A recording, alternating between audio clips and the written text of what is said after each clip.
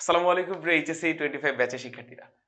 কেমন চলছে আপনাদের পড়াশোনা? আমি তো দেখলাম ফেলুদার সাথে আপনাদের রসায়নের কড়া কনসেপ্টের ক্লাসগুলো বেশ ভালোই চলছে। আমারও কাছে মনে হলো ফিজিক্সেরও একটা কড়া কনসেপ্টের ক্লাস নিয়ে আসা উচিত এবং ইন্সপায়ার্ড কোত্থেকে বা ইন্সপিরেশন কোত্থেকে দেখাই আপনাদেরকে অবশ্যই এই রিঅ্যাকশনটা কিন্তু আমাকে দেখানো লাগবে। ওকে? ওই যে একটা আছে না যে এইটা একটু খেয়ে দেখি তো কেমন লাগে? তাহলে বলে বাহ! বেশ ভালোই তো লাগে। সো এই কনসেপ্টটা কেমন লাগলো? ভালো লাগলো নাকি খারাপ লাগলো? এর মতো করে একটা রিঅ্যাকশন দিয়ে দিতে পারেন আপনারা। সো কনসেপ্টে কি পড়াবো ভাই? আমরা আজকে যে জিনিসটা পড়বো সেটা হচ্ছে তড়িৎ প্রবাহ। সো তড়িৎ প্রবাহ নিয়ে বেশ ভালো রকম কিছু প্রবলেম আছে, মিথ আছে। কোন প্রবলেমটা নিয়ে আজকে আমরা কাজ করব সেটা হচ্ছে ভাই বিভব কি জিনিস? বিভবের সাথে বিভব শক্তির কোনো সম্পর্ক আছে কিনা? এই জিনিসটা নিয়ে কাজ করব, ওকে? এবং এখান থেকে আপনি কোন প্রশ্নটার উত্তর পাবেন সেটা একটু দেখিয়ে আনি আপনাদেরকে। স্লাইড বানানো হয়েছে। সো একটু যদি আপনাদেরকে দেখিয়ে আনি, এই একটা প্রশ্নের উত্তর পাবেন। যে ধরেন একটা ওয়্যার আছে কারেন্টের, তার আছে, সেখানে একটা রোধ আছে। সো আমরা রোধের এই প্রান্ত দিয়ে যদি আই তড়িৎ প্রবাহ পাঠাই, তাহলে এই প্রান্ত দিয়ে কি একই তড়িৎ প্রবাহ পাবো, আই পাবো নাকি আই প্রাইম পাবো? তড়িৎ প্রবাহের মানটা কি চেঞ্জ হবে নাকি হবে না? এই পাশ থেকে এই পাশে গেলে তড়িৎ প্রবাহের পরিমাণ কি কমবে নাকি বাড়বে নাকি সমান থাকবে? যদি না কমে কেন কমবে না, না বাড়লে কেন বাড়বে না, আর সমান যদি থাকে কেন সমান থাকবে? এটা প্রশ্নের উত্তর খুঁজবো। আপনারা অনেকে জানেন যে এই পাশ থেকে এই পাশে তড়িৎ প্রবাহ গেলে হয়তো উত্তরটা আপনারা জানেন, কিন্তু কেন, এই কেন প্রশ্নের উত্তরটা খুঁজবো। সো আসুন শুরু করা যাক ভাই। পড়াশোনা শুরু করবো আমরা। সো আমি আগে আপনাদেরকে একটু চার্জ সম্পর্কে পড়িয়ে আনি, চার্জ বা আধান। তারপর আমরা ধীরে ধীরে তড়িৎ প্রবাহের দিকে যাব, বিভব পড়বো এবং সেখানে কি ঘটনাগুলো ঘটে সেই জিনিসগুলো আপনাদেরকে শেখাবো। সো এই জায়গায় আপনি দেখতে পাচ্ছেন একটা চার্জ নিরপেক্ষ বস্তু। চার্জ নিরপেক্ষ বস্তু বলতে বুঝাই আমরা যে কোনো বস্তুর মধ্যে কিন্তু চার্জ থাকে। এখন সেখানে যদি সমান সংখ্যক পজিটিভ আর সমান সংখ্যক নেগেটিভ চার্জ থাকে তাহলে আমরা সেই বস্তুটাকে বলি চার্জ নিরপেক্ষ। চার্জ নিরপেক্ষ বস্তু মানে কিন্তু তার চার্জ নাই এমন না, চার্জ আছে কিন্তু চার্জটা নিউট্রাল, পজিটিভ এবং নেগেটিভ পরিমাণটা সমান।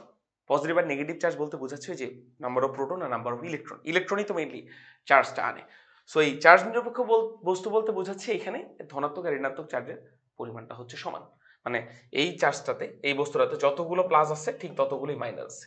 সো ইভেনচুয়ালি বা আলটিমেটলি এই জায়গায় টোটাল চার্জের পরিমাণ হচ্ছে নেট চার্জের পরিমাণ, প্লাস আর মাইনাস যোগ করলে হয় জিরো। এখন আমি এই বস্তুটাকেই, চার্জ নিরপেক্ষ এই বস্তুটাকে আমি যদি ধনাত্মক চার্জে চার্জিত করতে চাই বা ঋণাত্মক চার্জে চার্জিত করতে চাই তাহলে কি করব? আসেন শিখি আমরা ধীরে ধীরে।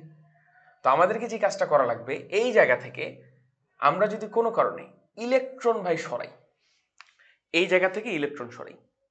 এখন ইলেকট্রন আপনি সরাতে পারেন কিভাবে? একটা, দুটা, তিনটা। ইলেকট্রনকে তো আর ছোট ছোট টুকরা ভাগ করতে পারবো না যে 2.1টি ইলেকট্রন সরাম, 3.5টি ইলেকট্রন সরালাম, এরকম না। সো ধরে নিচ্ছি এখান থেকে এ পাশে n সংখ্যক ইলেকট্রন আপনি সরালেন, ঠিক আছে? তাহলে ঘটনা কি ঘটবে ভাই? এই যে বস্তুটা যে আছে, বস্তুর শেপ আনচেঞ্জ থাকবে, বস্তুটার শেপ আনচেঞ্জ থাকবে, বস্তুটা বস্তুই থাকবে। কিন্তু দেখেন বস্তু থেকে কি কমে গিয়েছে ভাই? ইলেকট্রন কমে গিয়েছে। এখান থেকে আমরা কিছু সংখ্যক ইলেকট্রন ধরেন কোনো একটা প্রসিজারের মাধ্যমে আমরা ইলেকট্রন সরিয়ে ফেললাম। তাহলে এই বস্তুটাতে এখন যে কাজটা হবে, আগে সমান সংখ্যক প্রোটন ইলেকট্রন ছিল, এখন ধরেন কিছু সংখ্যক ধনাত্মক চার্জের পরিমাণ বেড়ে গেল। ওকে, এগুলাকে ট্যাকেল দেওয়ার মতো তো ঋণাত্মক চার্জ নাই। এই যে কিছু সংখ্যক ইলেকট্রন চলে যাওয়ার কারণে ধনাত্মক চার্জ বেড়ে গেল, এখন এই বস্তুটাকে আমরা বলবো ধনাত্মক চার্জে চার্জিত বস্তু। ধনাত্মক চার্জে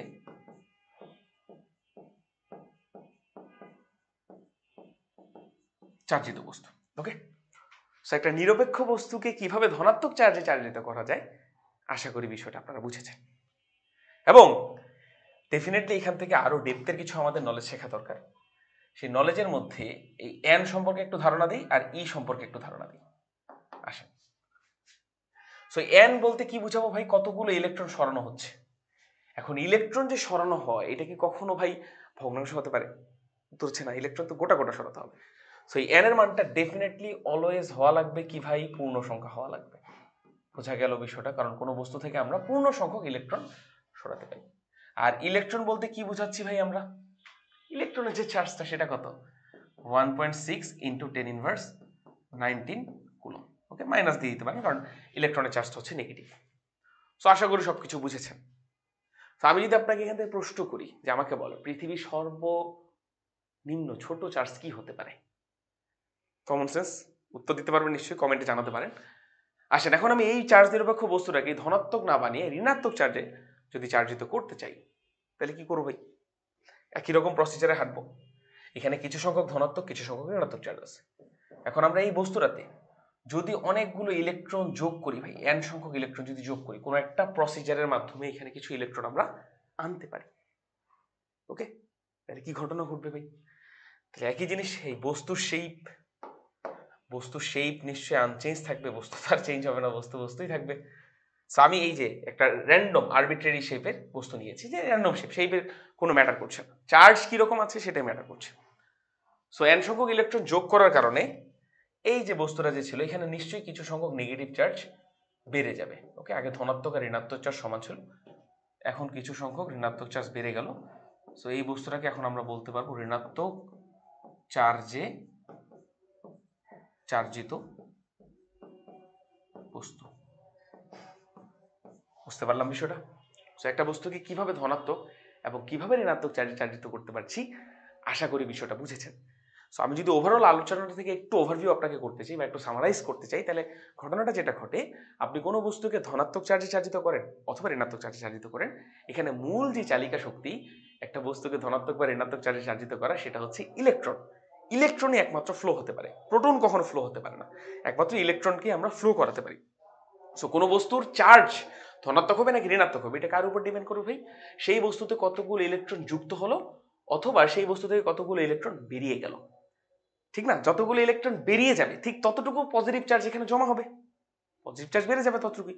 আর যতটুকু ইলেকট্রন কোনো বস্তুতে জমা হবে ঠিক ততটুকুই এখানে ঋণাত্মক চার্জ উৎপন্ন হবে, বস্তুটা ততটুকুই ঋণাত্মকভাবে চার্জিত হবে। আমি যদি আপনাদেরকে এখন একটা প্রশ্ন করি, তাহলে আমাকে বলুন ভাই, চার্জ বলতে তাহলে আমরা কি বুঝবো বলুন? এরকম রিয়াকশন আসছে? বলুন তাহলে আমরা চার্জ বলতে কি বুঝবো? তো চার্জ বলতে আমরা যে জিনিসটা বুঝবো, আসুন এখন আমি আপনাদেরকে শিখিয়ে দিই। চার্জ বলতে আমরা যে জিনিসটা বুঝবো, চার্জকে আমরা নর্মালি প্রকাশ করি হচ্ছে কিউ দ্বারা। চার্জকে বুঝবো কিউ দ্বারা। সো বস্তু পজিটিভলি চার্জ হোক আর নেগেটিভলি চার্জ হোক, ধনাত্মকভাবে চার্জিত হোক ঋণাত্মকভাবে চার্জিত হোক, কার জন্য হচ্ছে ভাই? ইলেকট্রনের জন্য হচ্ছে। তাহলে চার্জ গঠিত হয় n সংখ্যক ইলেকট্রন দিয়ে। তাহলে আমরা একটা সূত্র লিখতে পারি, কিউ সমান এন ই। এখানে n বলতে নাম্বার অফ ইলেকট্রন আর ই বলতে ইলেকট্রনের চার্জ, ওকে? ই বলতে কি বুঝাচ্ছি ভাই? ই বলতে বুঝাচ্ছি 1.6 ইন্টু 10⁻19 কুলম্ব। মাইনাস লিখি নেই, কারণ আপনি বুঝতেই পারবেন কোনো বস্তুতে ইলেকট্রন যোগ হওয়া মানে বস্তুর ওভারঅল ঋণাত্মকভাবে চার্জিত হওয়া, কোনো বস্তু থেকে ইলেকট্রন সরে যাওয়া মানে কি বস্তুর ওভারঅল ধনাত্মক চার্জে চার্জিত হওয়া, ওকে? এই জিনিসগুলো আপনি বুঝেন। কিউ মানে চার্জ, এই হচ্ছে ঘটনা। আশা করি বুঝেছেন। এন এর পরিচয় কি ভাই? একবার বলেছি, আরেকবার যদি বলি তাহলে এন এর পরিচয় হচ্ছে ভাই পূর্ণ সংখ্যা, ঠিক আছে? এই হচ্ছে বিষয়। আচ্ছা, এখন সামনের দিকে যাই। চার্জ সম্পর্কে আমরা ধারণা পেলাম, এবার চার্জের প্রবাহ করব। ইলেকট্রন তো প্রবাহিত হয়, ইলেকট্রনের প্রবাহের ফলে তো তড়িৎ প্রবাহ উৎপন্ন হয় না? ধীরে ধীরে আমরা গ্র্যাজুয়ালি আগাই, একবারে আগাই না। আসুন এবার আমরা তড়িৎ প্রবাহ নিয়ে কথাবার্তা বলি। সো এবার আমাদের টপিকটার নাম কি ভাই? তড়িৎ প্রবাহ। তড়িৎ প্রবাহ মেইনলি হয় তড়িৎ পরিবাহী তার দিয়ে, কারণ মানুষের বডি দিয়ে তড়িৎ প্রবাহিত করতে গেলে তো ব্যাপারটা ঘাতক টাইপের কিছু একটা হয়ে যাবে। সো আমরা পরিবাহী তারই নিলাম একটা, ঠিক আছে? সো এই পরিবাহী তারে আমরা যদি কোনো কারণে ইলেকট্রনের ফ্লো করাতে পারি, ইলেকট্রনের ফ্লো মিন্স চার্জের ফ্লো। সো চার্জে যদি ফ্লো করাতে পারি সেটাই হচ্ছে তড়িৎ প্রবাহ। সো তড়িৎ প্রবাহ is nothing but charge flow, মানে কতটুকু চার্জ ফ্লো হচ্ছে পার ইউনিট টাইম, ওকে? আশা করি বুঝেছেন। সো আমি ধরে নিচ্ছি এইটা একটা পরিবাহী তার, এই তারের মধ্য দিয়ে ভাই ধরে নিচ্ছি, ওকে, ধরে তো নেওয়াই যায়, ধরে নিচ্ছি কিউ পরিমাণ চার্জ প্রবাহিত হলো এপাশ থেকে এপাশে গেল এবং টি সময় ধরে চার্জ প্রবাহিত হলো, ওকে? কিউ পরিমাণ চার্জ প্রবাহিত হলো এবং টি সময় ধরে চার্জ প্রবাহিত হলো। সো ইলেকট্রন যদি এ পাশ থেকে এ পাশে প্রবাহিত হয় তাহলে আমরা কনভেনশন অনুযায়ী তড়িৎ প্রবাহ ধরে নিই এই পাশে, আর যদি ইলেকট্রন এই পাশ থেকে প্রবাহিত হয় তাহলে আমরা কনভেনশন অনুযায়ী তড়িৎ প্রবাহ ধরে নিই এই পাশে। যেহেতু একবার ধরে নেওয়া হয়েছে সো ওটাই ফলো করবো। ধরে নিচ্ছি ইলেকট্রন এদিক থেকে এই পাশে প্রবাহিত হয়েছে, সো তড়িৎ প্রবাহ হলো হচ্ছে এই পাশে, ওকে? এই যে আই তড়িৎ প্রবাহ হলো হচ্ছে এই পাশে, ওকে? এই হচ্ছে ঘটনা। এখন তাহলে তড়িৎ প্রবাহের সূত্রটা কি দাঁড়াতে পারে ভাই? দেখেন, তড়িৎ প্রবাহের সূত্রটা হচ্ছে একক সময়ে প্রবাহিত চার্জকে বলে তড়িৎ প্রবাহ। নিশ্চয় সংজ্ঞা মুখস্থ করেছেন, আর আমি তো ভিতরে সায়েন্সটা বুঝালামই, চার্জের প্রবাহ মানে তড়িৎ প্রবাহ। ব্যাপারটা বুঝবেন, ধরেন টি সময়ে চার্জ প্রবাহিত হলো হচ্ছে ভাই কিউ পরিমাণ, টি সময়ে চার্জ প্রবাহিত হলো কিউ পরিমাণ, অতএব একক সময়ে কতটুকু চার্জ প্রবাহিত হয় ভাই? কিউ ডিভাইডেড বাই টি। আর একক সময়ে প্রবাহিত চার্জ এটাকেই তো বলে তড়িৎ প্রবাহ। তাহলে আমাকে বলুন তড়িৎ প্রবাহকে যদি আই দ্বারা প্রকাশ করি, আই সমান লিখা যাবে না ভাই কিউ ডিভাইডেড বাই টি? লিখা তো যাবে। আবার ভাই আমাকে বলেন কিউ কে ভাঙলে কি পাবো? N E divided by T লিখাই যায়। এই হচ্ছে তড়িৎ প্রবাহের সূত্র। Okay, number of charge flown per unit time, কতটুকু চার্জ প্রবাহিত হচ্ছে প্রতি একক সময়, এটাকে বলি আমরা তড়িৎ প্রবাহ। আশা করি বুঝতে পারছেন বিষয়গুলো। ওকে, সো এবার তড়িৎ প্রবাহ তো শুধু তারের মধ্য দিয়ে যায় না, মাঝখানে রোধ থাকে। সো তারেরও একটা পরিবাহী তারেরও রোধ থাকে। আমরা ধরে নিচ্ছি পরিবাহী তারের কোনো রোধই নাই। ওকে, আমরা ধীরে ধীরে তো বড় ক্লাস ওগুলো শিখবো যে পরিবাহী তারের মধ্যে রোধ থাকলে কিভাবে সেখানে পাওয়ার ডিসিপেট হয়, কিভাবে এনার্জি ডিসিপেট হয়, ওগুলো পরের বিষয়। আপাতত ধরে নিচ্ছি একটা পরিবাহী তার যার কোনো রোধই নাই এবং সেই তারের মধ্যে একটা রোধ যুক্ত করা হয়েছে, যেটা রোধ হচ্ছে আর রোধ হিসেবে ফ্যান, লাইট, অনেক কিছু থাকতে পারে। ওকে, রোধ হিসেবে আমরা ফ্যান বা লাইটকে কনসিডার করছি। এখন দেখেন ভাই, এই রোধের মধ্য দিয়ে যদি তড়িৎ প্রবাহিত হয়, ধরেন এই পাশ দিয়ে আই তড়িৎ প্রবাহিত হলো, এই পাশ দিয়ে ধরে নিলাম আই তড়িৎ প্রবাহ পেলাম, সেটা আই নয় আই প্রাইম। এখন আমাকে বলুন আই এর মানটা কি আই প্রাইমের থেকে বড় হওয়া উচিত না? এটা তো কমন সেন্স বলে। আবার অনেকে ভাবতে পারে আই এর মানটা আই প্রাইমের থেকে ছোট, আবার অনেকে ভাবতে পারেন আই এর মানটা আই প্রাইমের সমান। এখন এটাকে ধরে নিচ্ছি অপশন এ, এটা বি, এটা সি। কোনটা সঠিক? নিশ্চয়ই আপনারা এটা মুখস্থ হিসেবেই জানেন যে এইটা সঠিক ভাই, এইটা সঠিক। তো এখন আমি আপনাদেরকে পাল্টা প্রশ্ন করতে পারি যে এটা যদি সঠিক হয় তাহলে রোধ চললো কি দিয়ে? কোনো একটা তড়িৎ কারেন্টের মধ্য দিয়ে যদি এইটাই যায় তাহলে রোধটা চললো কি দিয়ে? এটা প্রথম প্রশ্ন। দ্বিতীয় প্রশ্ন হচ্ছে I is equal two I prime সমান কেন? আপনি তো মুখস্থ বলতে পারেন না, নিশ্চয় প্রমাণ থাকা লাগবে। সো প্রমাণটা দেন। আর যদি সেটা প্রমাণ দিতে সক্ষম হন যে আই আর আই প্রাইমের মান সমান, তাহলে আমি আপনাকে প্রশ্ন করবো পাল্টা যে তাহলে রোধটা চললো কি দিয়ে? রোধ তো চলার জন্য কিছু না কিছু লাগবে, আমাকে তো খাবার দেওয়া লাগবে, তারপরে আমি মোশনে আসবো, চলাচল করতে পারবো, কাজ করতে পারবো। সো রোধও তো এমনই একটা জিনিস, রোধও তো এক প্রকার মানুষ, তাই না? তো তাকে তো কিছু দেওয়া লাগবে ভাই খাওয়ার জন্য, নাহলে সে চলবে কিভাবে? তো দুটা প্রশ্নের উত্তর দিব আপনাদেরকে, আপনারা নিজেরাও ভাবতে পারেন, যারা পারেন তারা শিখে নেন, রিভিশন দেন, যারা শিখেন নাই তারা শিখে নিতে পারেন। সো আই এবং আই প্রাইমের মানটা সমান কেন, আগে এটা উত্তর দিই। সো ব্যাপারটা বুঝেন ভাই, আই তড়িৎ প্রবাহ যাচ্ছে মানে হচ্ছে ইলেকট্রনের প্রবাহ আসছে, ইলেকট্রনের প্রবাহ আসছে হচ্ছে এই দিক দিয়ে, ঠিক আছে? সো এই পাশ দিয়ে ধরে নিচ্ছি কিউ পরিমাণ চার্জ ঢুকলো, কিউ মানে কি ভাই? এন সংখ্যক ইলেকট্রন। এবং দেখেন রোধের মধ্য দিয়ে নিশ্চয়ই, রোধ কি কখনো ইলেকট্রন খেতে পারবে ভাই? উত্তর হচ্ছে না, কেউ ইলেকট্রন খায় না, ইলেকট্রনকে জাস্ট প্রবাহিত করতে দিই। রোদ যদি ইলেকট্রন খাইতে থাকতো তাহলে রোদ একসময় মোটা হয়ে যেত, অনেক বড় সড়ো। এরকম হয়? ফ্যান কয়েক বছর চালানোর পর ফ্যান কি মোটা হয়ে যায়? ময়লার কথা বলছি না, এমনি ফ্যান মোটা হয়ে যায়? ফ্যানের সেইপে কোনো চেঞ্জ আসে? উত্তর হচ্ছে না। সো রোদ ইলেকট্রন খায় না। সো যতটুকু তার মধ্যে দিয়ে ইলেকট্রন ঢুকে ঠিক ততটুকু ইলেকট্রনই বের হয়ে যায়, এন সংখ্যক ইলেকট্রন বের হয়ে যায়। সো এন সংখ্যক ইলেকট্রন ঢুকলো, এন সংখ্যক ইলেকট্রন বের হলো। আর যতটুকু ইলেকট্রন প্রবাহিত হচ্ছে প্রতি unit time, Q divided by T, Q divided by T, এটা মানেই তো ভাই তড়িৎ প্রবাহ, তাই না? সো যেহেতু নাম্বার অফ ইলেকট্রন, যেহেতু এন এবং এন দুই পাশে সমান আছে, নাম্বার অফ ইলেকট্রন তো সমান, এই জন্য তড়িৎ প্রবাহ আইটা হচ্ছে সমান, কারণ আই মানে কি? Q divide by T. So যেহেতু এন সংখ্যক ইলেকট্রনের মান কমতেছে না, নাম্বার অফ ইলেকট্রনের পরিমাণটা কমতেছে না, যতটুকু ইলেকট্রন ঢুকে ততটুকুই বেরিয়ে যায়, ইলেকট্রন তো কমে না বাড়ে না, তড়িৎ প্রবাহ মানটা আনচেঞ্জড। প্রথম কোশ্চেনের উত্তর পেলেন। এবার নিশ্চয়ই আপনি ভাবতে পারেন যে ভাই এইটা কেন হলো না, মানে এটা হলো না কেন? আই কেন আই প্রাইমের থেকে বড় হলো না? তাহলে রোধ চললো কি দিয়ে? প্রশ্ন আসতে পারে। আমি আপনাদেরকে প্রশ্নের প্রথমে ফেলবো, তারপরে উত্তর দেব। এবার আমরা শিখবো হচ্ছে ভাই রোধ কিভাবে চললো, এবং সেটা শেখার জন্য আমাদের পড়া লাগবে হচ্ছে তড়িৎ বিভব বা ইলেকট্রিক পোটেনশিয়াল।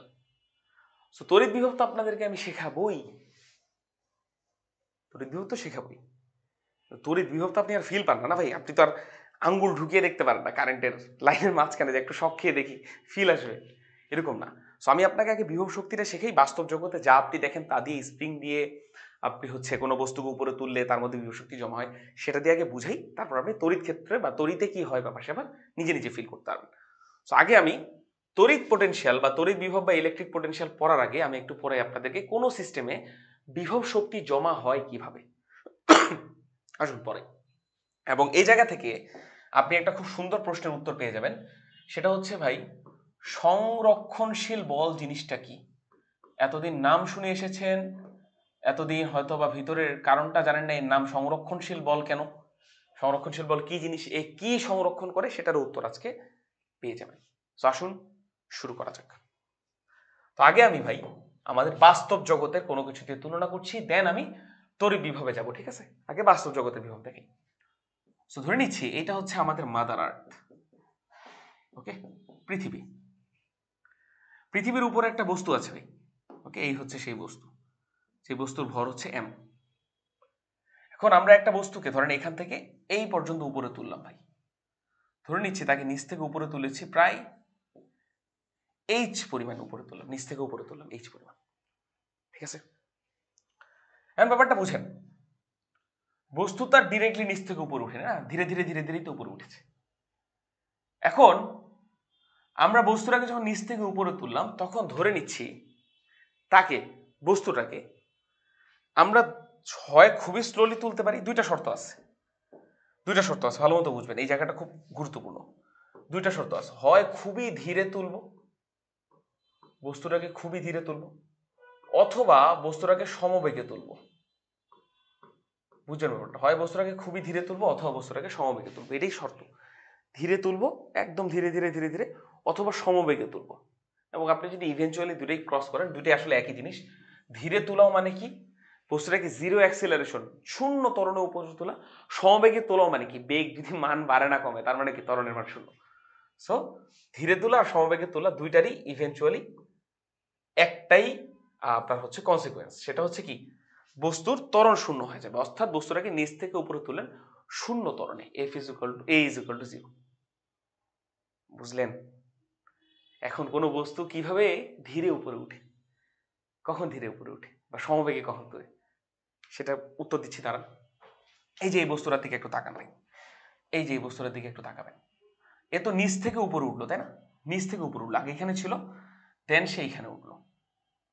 তো আমি এই বস্তুটাকে ধরে নিচ্ছি একটা বিন্দু ভর দ্বারা কনভার্ট করছি, বা বস্তুটাকে ধরেন এই যে পিঙ্ক কালারের জিনিসটাই হচ্ছে বস্তু, পিঙ্ক কালারের এই জিনিসটাই হচ্ছে বস্তু, ঠিক আছে? এই বস্তুটাকে আমি পিঙ্ক কালারের জিনিসটা দ্বারা বুঝাচ্ছি। বস্তুটা তো নিচ থেকে উপরে উঠলো, ঠিক যখন মাঝে ছিল বা মাঝের যে কোনো একটা জায়গায়, আমি বস্তুটার উপর কিছু জিনিসপত্র আমি দেখাবো আপনাদেরকে। দেখেন, যখন সে মাঝে বা এরকম একটা জায়গায় ছিল, তখন বস্তুর উপর বল প্রয়োগ করেছে কে কে ভাই? বস্তুর ওজন কাজ করেছে না ভাই, খাড়া নিচের দিকে, mg কাজ করবে, অবশ্যই করবে। সো বস্তুর ওজন কাজ করতেছে খাড়া নিচের দিকে, তাহলে আমি বস্তুটাকে নিচ থেকে উপরে তুলতে গেলে নিশ্চয় আমাকে এক্সট্রা বাইরে থেকে একটা বল প্রয়োগ করা লাগবে, না হলে বস্তু কি কোনোদিন উপরে উঠতো? আপনি একটা রিমোটকে হাতে ধরে রাখলেন, উপরে উঠছে? নাকি আপনাকে অন্য একটা হাত দিয়ে বস্তুটাকে উপরে তোলা লাগছে, বাহ্যিক বল প্রয়োগ করে তো উপরে তোলা লাগছে। আমি ধরে নিচ্ছি এই বস্তুটাতে আমি বাহ্যিক বল প্রয়োগ করলাম, এফ বাহ্যিক বল, এই জন্য এক্সটার্নাল ফোর্স, এই জন্য ইএক্সটি লিখলাম, ওকে, এক্সটার্নাল ফোর্স মানে বাহ্যিক বল। তো ব্যাপারটা বুঝছেন, কোনো বস্তুতে এফ এক্সটার্নাল ফোর্স প্রয়োগ করলেন কার বিরুদ্ধে ভাই? বস্তুর ওজনের বিরুদ্ধে, যার ফলে বস্তুর উপরের দিকে উঠলো। এখন দেখেন, এখন দেখেন বস্তুর উপর নেট বল কত ভাই, মোট বল, দেখেন ভালো মতো বুঝবেন, বস্তুর উপর মোট বল কত, মোট বল কত, সেটাকে আমি এভাবে লিখতে পারি, নেট ফোর্স এফ নেট, মোট বল এফ নেট। আর এফ নেট সমান মানে কি ভাই? এফ নেট সমান হচ্ছে, আমরা সবসময় জানি, বস্তুর ভর ইন্টু ত্বরণ। কোনো বস্তুর উপর মোট যতগুলো বল প্রয়োগ হচ্ছে সবাই মিলে বস্তুটাতে ত্বরণ তৈরি করছে, এই পরিমাণ ত্বরণ। এখন নেট ফোর্স কে ভাই? বস্তুর উপর দুইটা ফোর্স প্রয়োগ হচ্ছে না, এই দুইটা ফোর্সের যোগফলই তো নেট ফোর্স বা যোগফল। তো উপরের ফোর্স মাইনাস নিচের ফোর্স, কারণ উপরের ফোর্সটাকে আমরা যদি পজিটিভ ধরি তাহলে নিচের ফোর্স তো নেগেটিভ দিকে। সো আমরা নেট ফোর্সের জায়গায় কি লিখতে পারি না ভাই? এক্সটার্নাল ফোর্স মাইনাস হচ্ছে mg সমান আমরা লিখতে পারি না m ইন্টু a। আর আমাকে বলেন, বস্তু আলটিমেটলি নিচ থেকে উপরে যে তুলছিলেন, তখন বস্তু কত ত্বরণে উপরে উঠছিল নিচ থেকে উপরে ভাই? জিরো ত্বরণে না? জিরো ত্বরণেই তো। জিরো ত্বরণে উঠা মানে কি বলেন ভাই? ত্বরণের মানটা হচ্ছে ভাই শূন্য, ত্বরণের মান শূন্য মানে এই পাশে পুরো জিনিসটা মানে হচ্ছে শূন্য।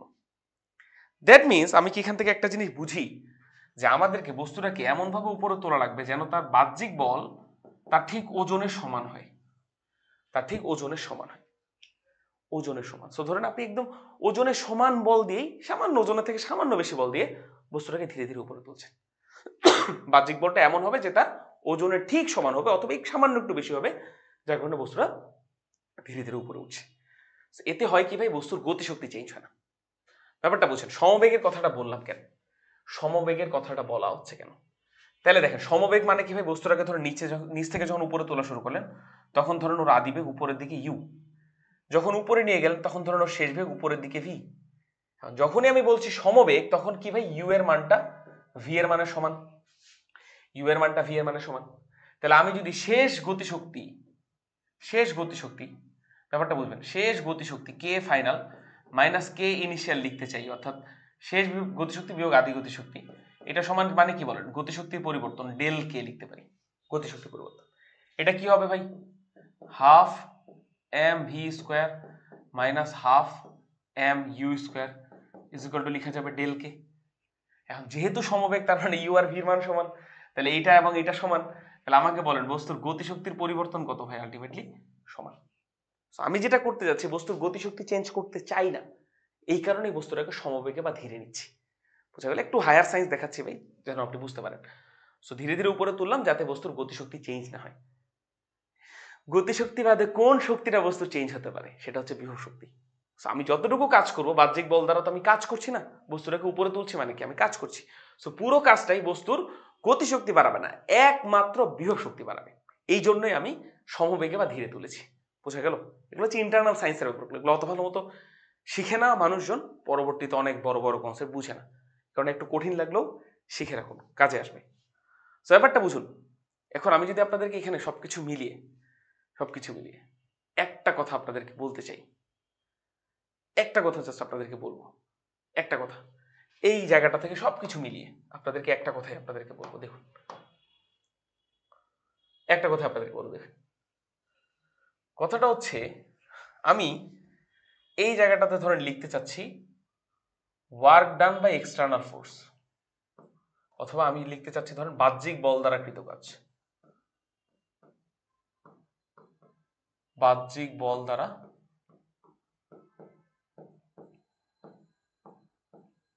কৃত কাজ, বাহ্যিক বল দ্বারা কৃত কাজ বের করতে চাচ্ছি।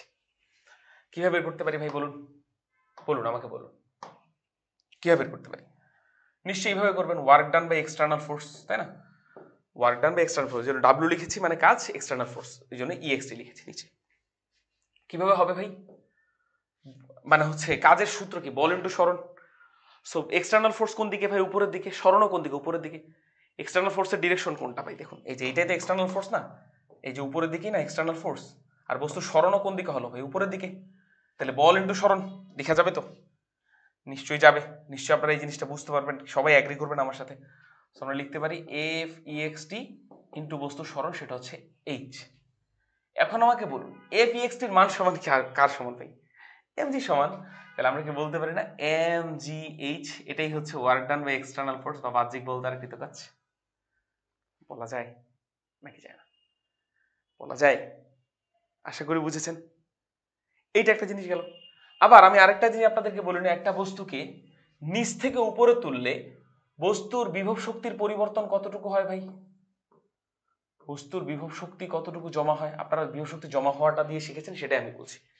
একটা বস্তুকে নিচ থেকে উপরে তুলেন, ভূমি থেকে এই সাইড উপরে তুলেন, এগুলো আমি সব মিশিয়ে দিচ্ছি মাঝখানে, যেন আপনাদের কাছে সহজ লাগে চিত্রটা। দেখেন মাঝখানে সব মিশিয়ে দিলাম। এম ভরের একটা বস্তুকে আপনি আপনি যা জেনে আসছেন সেটা দিয়ে দেখুন, এম ভরের একটা বস্তুকে এই সাইড উপরে তুলেছেন, কতটুকু বিভব শক্তি জমা হবে? নিশ্চয়ই আপনার উত্তরটা জানেন। জমা হওয়া বিভব শক্তি, সেটাকে আমি যদি del P, potential energy del P লিখলাম, ওকে, পোটেনশিয়াল এনার্জির জন্য পি লিখলাম, বা কতটুকু বিভব শক্তি জমা হবে সেটাকে আমি পি লিখলাম, ওকে, সেটা মান কত হবে ভাই, এম জি এইচ। এটা সবাই জানেন না আপনারা? অ্যাকচুয়াল সায়েন্স হচ্ছে বিভব শক্তি ভূমিতেও কিছু থাকে, উপরেও কিছুটা থাকে। সো এই দুটার বিয়োগফল হচ্ছে এম জি এইচ, এবং এইচ এর হাইটটা কিন্তু অবশ্যই ভূমির পৃথিবীর ব্যাসার্ধের তুলনায় অনেক অনেক কম। সেগুলো হায়ার জিনিসপত্র, এগুলো আপনারা ভুলে যান, আপনারা যেটা জানেন সেটা দিয়ে শেখাচ্ছি, যে ভূমিতে বিভব শক্তি শূন্য, আর এইচ হাইটে গেলে বস্তুর ফাইনাল বিভব শক্তি, মানে বস্তুতে বিভব শক্তি জমা হচ্ছে এমজিএইচ। অ্যাকচুয়াল ঘটনা বস্তু এবং পৃথিবী দুইটার মধ্যে, দুইটার সিস্টেমের মধ্যে জমা হয় এমজিএইচ পরিমাণ। কারণ পৃথিবী তো নিজের জায়গা থেকে সরে না, সো বস্তুকে উপরের থেকে নিচে নামা লাগে। বুঝা গেল বিষয়টা? সো কঠিন কথা বাদ, বস্তুর মধ্যে বিভব শক্তি জমা হচ্ছে এমজিএইচ। এখন আপনি কিভাবে বুঝলেন কোনো বস্তুর মধ্যে বিভব শক্তি জমা হয়েছে কিনা? আপনি জাস্ট এইটা কাজ করতে পারেন, একটা বস্তুকে নিচ থেকে উপরে তুললেন, ছেড়ে দিলেন, বস্তু আবার নিচে আসলো, উপর থেকে ছেড়ে দিলে নিচে চলে আসে। এখন নিচ থেকে উপরে তুলতে আপনার তো শক্তি দেওয়া লাগতেছে, এনার্জি দেওয়া লাগতেছে। তাহলে উপর থেকে নিচে আসতে বস্তুকে কোনো কিছু বার্ন করে করে নিচে আসা লাগবে। আমি যদি দৌড়াই তাহলে আমাকে কি ক্যালোরি বার্ন করা লাগে? কোনো কিছু বার্ন করেই তো আমি দৌড়াই। সো বস্তুও তো কিছু একটা, তাই না? একটা বস্তু তো উপর থেকে নিচে আসার জন্য তার তো এনার্জি বার্ন করা লাগবে। সে এনার্জি পাবে কোথায়? সেটা হচ্ছে তার বিভব শক্তি। এই কারণে বস্তু উপর থেকে নিচে আসে, কারণ তার মধ্যে বিভব শক্তি জমা হয়। সো বিভব শক্তি জমা হয়, এটা কিভাবে বুঝলাম? এই যে আগের অবস্থায় ফিরে আসে। কতটুকু জমা হয়? mgh পরিমাণ। এবার আমাকে বলুন, বাহ্যিক বল দ্বারা কৃত কাজের মান mgh আর বিভব শক্তি জমা হয়েছে mgh। তাহলে কি আমরা লিখতে পারি না ভাই, বিভব শক্তি সমান হচ্ছে বাহ্যিক বল দ্বারা কৃত কাজ, work done by external force, সমান হচ্ছে mgh। এই জিনিসটা কি লেখা যায়? এই টোটাল জিনিসটাই বাদ দেন, আপনি mgh কথাটা বাদই দিয়ে দেন। সরি, এই যে mgh কথাটা আপনি বাদই দিয়ে দেন। তাহলে কি আপনি এরকম একটা কথা লিখতে পারেন যে ততটুকু বিভব শক্তি জমা হবে যতটুকু বাহ্যিক বল দ্বারা কাজ করা হবে? সেটা বলা যায়, কিন্তু এখানে একটা ঘটনা আছে, এখানে একটা জিনিস আছে যেটাকে আমরা নজর আন্দাজ করেছি, সেটাই দেখা লাগবে। সেটা হচ্ছে ভাই, এইখানে বাহ্যিক বলটা কার বিরুদ্ধে কাজ করেছে? বাহ্যিক বলের বিরুদ্ধে কোন বল কাজ করেছে? সেটা হচ্ছে mg। এই জিনিসটা আপনাকে খুব ভালো মতো দেখা লাগবে। এই যে mg যে জিনিসটা আছে, এই mg মানে কি ভাই বলুন তো? এই mg কিভাবে উৎপন্ন হয়েছে? mg উৎপন্ন হয়েছে যখন পৃথিবী এই বস্তুটাকে নিজের দিকে আকর্ষণ করে। সেই আকর্ষণ বলটাকে আমরা নাম দিই কি ভাই? মহাকর্ষ বল Fg। গ্র্যাভিটেশনাল ফোর্স g দিয়ে গ্র্যাভিটেশনাল, f দিয়ে ফোর্স Fg। এবং এই গ্র্যাভিটেশনাল ফোর্স কি জানেন ভাই? একটা সংরক্ষণশীল বল। সংরক্ষণশীল বল। তাহলে আমাকে একটা জিনিস বুঝান, বা একটা জিনিস আপনারা নিজেরাই বুঝুন, বাহ্যিক বল তো প্রয়োগ করেছি, কিন্তু কার বিরুদ্ধে প্রয়োগ করেছি? একটি সংরক্ষণশীল বলের বিরুদ্ধে প্রয়োগ করেছি। সো বাহ্যিক বল যদি কোনো সংরক্ষণশীল বলের বিরুদ্ধে কাজ করে, বাহ্যিক বল কাজ করেছে না ভাই? বস্তুকে নিচ থেকে উপরে তুলেছে, মানে তো কাজ করেছে। সো বাহ্যিক বল যদি সংরক্ষণশীল বলের বিরুদ্ধে কাজ করে, তাহলে যতটুকু কাজ করবে পুরোটাই নষ্ট না হয় বস্তুতে সংরক্ষিত থাকবে বিভব শক্তি হিসাবে। এই জন্য এটার নাম হচ্ছে সংরক্ষণশীল বল। আশা করি বুঝেছেন। যতটুকু কাজ করলো পুরোটা জমা হলো কি হিসাবে? বিভব শক্তি হিসাবে। বোঝা গেল? তো সংরক্ষণশীল বল কি জিনিস? আশা করি সেটা সংজ্ঞা পেয়েছেন। সংরক্ষণশীল বলের বিরুদ্ধে কাজ করলে কাজটা নষ্ট হয় না, বিভব শক্তি হিসেবে সংরক্ষিত হয়। আশা করি বুঝেছেন। এরপরও যদি কোনো সমস্যা থাকে তাহলে আমি আপনাদেরকে আরেকটা উদাহরণ দিয়ে আসি। আরেকটা উদাহরণ দিই, যেমন আমি একটা বাস্তব আরেকটা উদাহরণ দিই। দেখেন, ধরেন এই জায়গাটাতে ভাই একটা স্প্রিং আছে,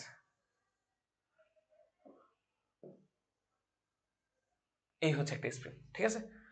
এবং স্প্রিংটা ধরেন এই জায়গাটাতে স্বাভাবিক দৈর্ঘ্যে আছে, একদম স্বাভাবিক দৈর্ঘ্য, ঠিক আছে? আচ্ছা, এখন আমি করলাম কি, স্প্রিংটাকে ধরে নিচ্ছি এক্স পরিমাণ ভাই সংকুচিত করেছি, এক্স পরিমাণ সংকুচিত করেছি, এক্স পরিমাণ সংকুচিত করলাম, স্বাভাবিক দৈর্ঘ্য বা সাম্যাবস্থা থেকে এক্স পরিমাণ সংকুচিত করলাম। কিভাবে সংকুচিত করেছি ভাই? এমনি এমনি না, নিশ্চয়ই আমাকে এই দিক বরাবর একটা বাহ্যিক বল প্রয়োগ করা লাগেছে, তাই না? স্প্রিংকে আপনি যখন বাহ্যিক বল প্রয়োগ করেন তখনই স্প্রিং সংকুচিত হয়। আপনি আঙ্গুল দিয়ে ধরেন এইভাবে ঢুকিয়ে দিয়েছেন বলে এই স্প্রিংটা সংকুচিত হয়েছে।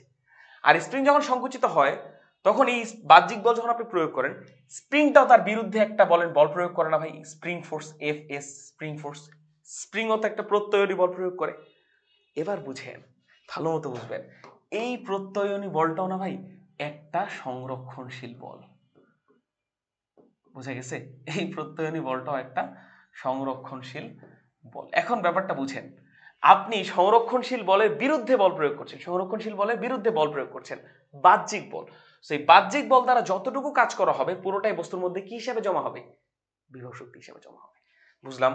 এখানেও আপনি এই যে বাহ্যিক বল দ্বারা কতটুকু কাজ করলেন, ধরেন এখান থেকে স্প্রিংটাকে এই পর্যন্ত, এখান থেকে স্প্রিংটাকে এই পর্যন্ত সংকুচিত করতে যতটুকু কাজ করেছেন work done by external force, এই পুরোটাই বস্তুর মধ্যে বিভব শক্তি হিসাবে জমা হবে।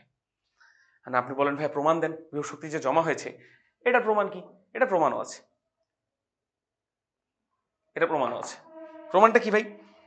দেখেন, আপনি যদি এখান থেকে স্প্রিংটাকে ছেড়ে দেন, স্প্রিং তো সজোরে ছিটকে বাইরে চলে যাবে। স্প্রিং কেন আবার আগের জায়গায় ফিরে আসে? নিশ্চয়ই তার মধ্যে বিভব শক্তি জমা হয়েছিল। বিভব শক্তি জমা হয়েছিল বলেই সে সেটাকে বার্ন করে করে সামনে আসে। এবং সেই বিভব শক্তি জমা হয়েছিল কিভাবে ভাই? যখন আমরা সংরক্ষণশীল বলের বিরুদ্ধে কাজ করেছিলাম। আশা করি সংরক্ষণশীল বলের বিরুদ্ধে কাজ করলে কিভাবে বিভব শক্তি জমা হয় এবং কোন বস্তুর মধ্যে বিভব শক্তি জমা হয়েছে কিনা এটা আশা করি আমরা বুঝেছি। গেল? এবার আসেন ভাই ইলেকট্রিক পোটেনশিয়াল বা তড়িৎ বিভবটা সম্পর্কে একটু পড়ি। একটু লম্বা ভিডিও তৈরি হচ্ছে, বাট অনেক ডেপথের কনসেপ্ট আপনাদেরকে দিচ্ছি। আসুন, সো কি শিখবো ভাই? কোনো বিন্দু চার্জের দরুন তড়িৎ বিভব, বিন্দু চার্জের দরুন। ওকে, আসেন ভালো মতো বুঝবেন, ভালো মতো বুঝবেন। আচ্ছা, সো এইখানে ধরেন আমার কাছে একটা বিন্দু চার্জ আছে ভাই, এই হচ্ছে একটা বিন্দু চার্জ, ছোট্ট একটা বিন্দু চার্জ। ওকে, বিন্দু চার্জ থেকে আমি কিছু একটা দূরে ধরেন একটা পি আছে, একটা বিন্দু আছে, এটা বিন্দু চার্জ, হ্যাঁ এটা বিন্দু চার্জ, আর এটা ধরেন একটা বিন্দু। বিন্দু বলতে বুঝতেছেন তো, এই বিন্দু হচ্ছে এর স্থানাঙ্ক আছে, ধরেন এক্স কমা ওয়াই কমা জেড এরকম স্থানাঙ্ক আছে। সো ওই রকম বিন্দু, জ্যামিতিক বিন্দু, আর এটা বিন্দু চার্জ। সো এই বিন্দুটার নাম হচ্ছে ধরেন পি বিন্দু।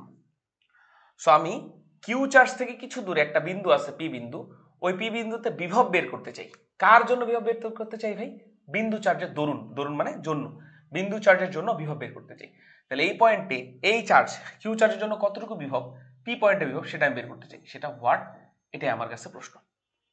প্রশ্নটা বুঝেছেন? কিউ চার্জের জন্য পি বিন্দুতে কতটুকু বিভব, এটা আমরা বের করতে চাই। সো আসেন বের করি ভাই, আসেন বের করি। ভাই দেখুন, এই কনসেপ্টটা শেখার পর খুব মজা হবে না আপনারা, তখন না সায়েন্স চোখের সামনে ভাসবে যে ও আচ্ছা আচ্ছা এই জিনিসগুলো এগুলো তো মুখস্থ করে পার করে দিয়েছি। সো কাজে আসবে আপনাদের। দেখুন, এই পয়েন্টে বিভব বের করার টেকনিকটা কি বা কিভাবে বের করে? টেকনিকটা হচ্ছে ভাই, আপনাকে অসীমে যাওয়া লাগবে। এটা ধরুন অসীমের একটা বিন্দু, অসীমে একটা বিন্দু। সো অসীমে গিয়ে আপনাকে একটা ছোট্ট চার্জ নেওয়া লাগবে, Q nought charge. Okay, Q charge অনেক বড় মানের চার্জ, কিউ নট চার্জ অতি নগণ্য ছোট্ট একটা চার্জ, বাচ্চা চার্জ। এর চার্জটা এতটাই ছোট যে এর কোনো প্রভাবই নেই। বোঝা গেল? ধরেন কি বলবো, থাক বাংলাদেশের সরকার ব্যবস্থা দিয়ে উদাহরণ না দিই, ধরেন রাশিয়ার কথা ভাবেন, সেখানে পুতিন, পুতিন তো অনেক পাওয়ারফুল, এটা ধরেন ভ্লাদিমির পুতিন। আর এ ধরেন ভাই রাশিয়াতে একদম খুবই কর্নারের দিকে কোনো একটা জায়গায়, সাইবেরিয়া তো মানুষ থাকে না, ধরেন দাগেস্তানের মতো কোনো একটা জায়গা, খুবই সাধারণ একটা মানুষ, এর তো কোনো পাওয়ারই নেই। আর এ তো ভাই মহা, মানে কি বলবো, অনেক বেশি পাওয়ারফুল। সেটা অনেক বড়, ওর তুলনায় অনেক বড় মানের চার্জ, আর এটা একদম ছোট্ট মানের চার্জ, টেস্ট চার্জ, কিচ্ছু নাই এর। একে জাস্ট আমরা কাজে লাগাবো, ইউজ করবো।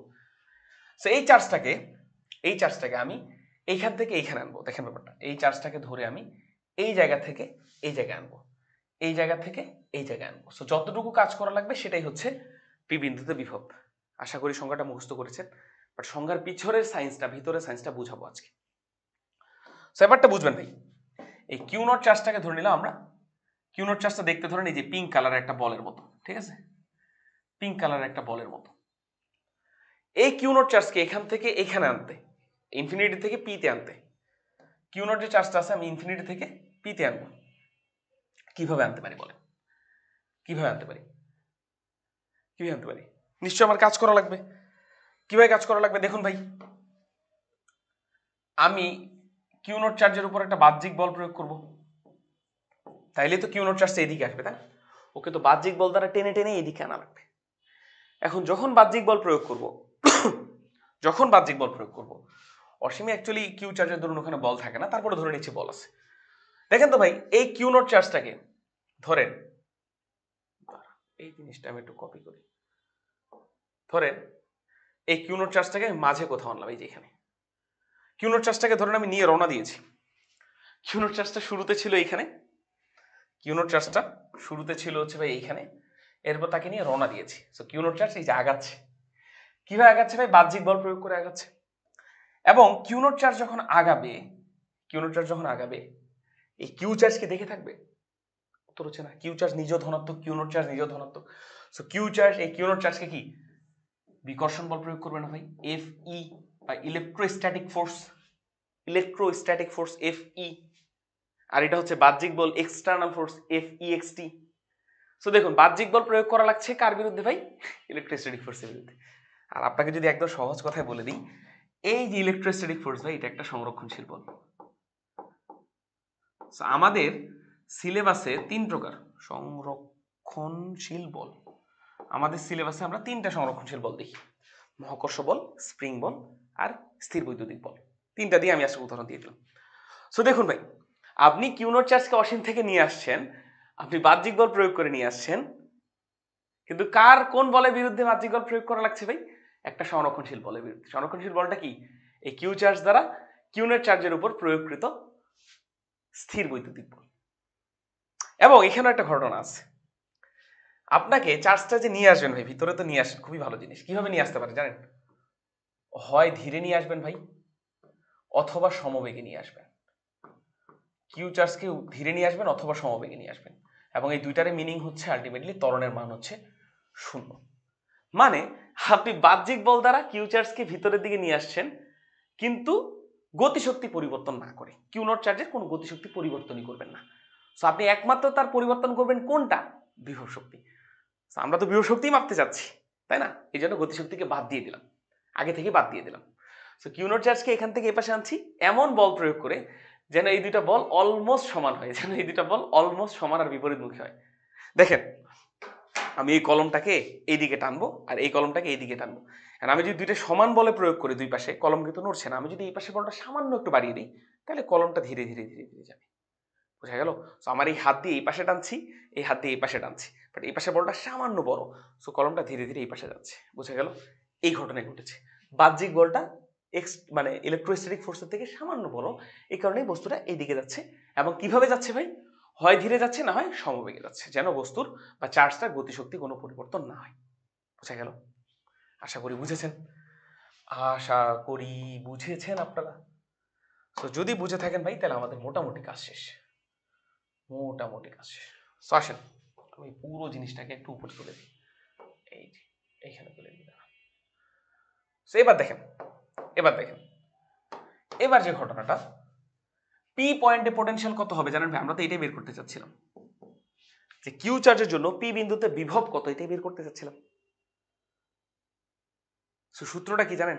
সূত্রটা হচ্ছে, আপনি বুঝবেন, কিউ নট চার্জকে অসীম থেকে পি বিন্দুতে আনতে কৃত কাজের মান ধরে নিলাম ডাব্লু।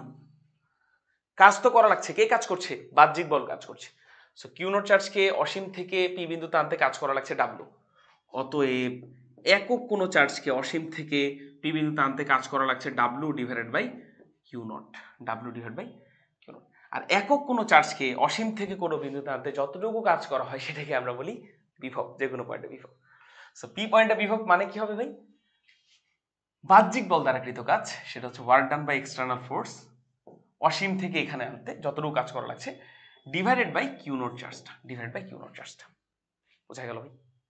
আশা করি বুঝেছেন। সো এটা হচ্ছে বইয়ের সংখ্যা, বইয়ের সংখ্যাটাকে আমি এইভাবে করে প্রকাশ করলাম। সো এই যে এটাই হচ্ছে ভাই সূত্র। বুঝলাম? আমার তো মনে হয় বুঝেছেন। সো যদি বুঝে থাকেন ভাই, তাহলে তো আমি আরো ঘটনা ঘটাবো এই জায়গাটাতে, যেটা আপনাদেরকে বলা হয় না, সেটা এখন আমি আপনাদেরকে বলবো। দেখেন, আমাকে একটা জিনিস বোঝান ভাই, আপনি যদি কিউ নট চার্জকে অসীম থেকে এখানে নিয়ে আসেন, সবকিছু বাদ দিচ্ছে দাঁড়ান, কিউ নট চার্জকে ধরেন আপনি অসীম থেকে এখানে নিয়ে আসলেন, এগুলো ধরেন সবই বাদ, এই যে ধরে নিলাম এগুলো সবই বাদ, সবই বাদ, এগুলো ধরেন এগুলো ধরেন সবই বাদ, এগুলো ধরেন সবই বাদ, এগুলো ধরেন সবই বাদ, ঠিক আছে? তো ব্যাপারটা বুঝেন, কিউ নট চার্জ শুরুতে কই ছিল ভাই? এখানে ছিল, এই পিঙ্ক কালার চার্জটা কিউ নট চার্জ শুরুতে এখানে ছিল, ফাইনালি আসলো এখানে।